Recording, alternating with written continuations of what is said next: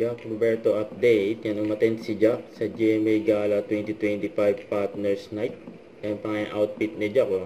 Yan, pumayat na nga si Jack. Nakita naman sa video. Yan, oh. Yan, red carpet ng GMA Gala 2025 Partners Night. Yan, gwapo pa nga ni Jack. Oh. Pumayat si Jack, kaka-workout niya.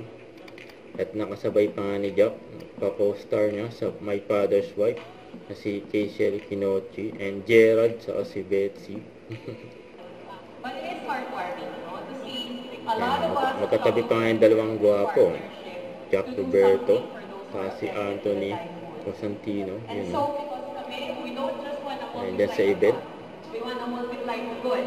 Kaya ang surprise namin for you is that on top of the donation that we have, we also have another 500,000 pesos, $500,000 for the program of Kapuso Foundation. Sa my father's wife. Opo.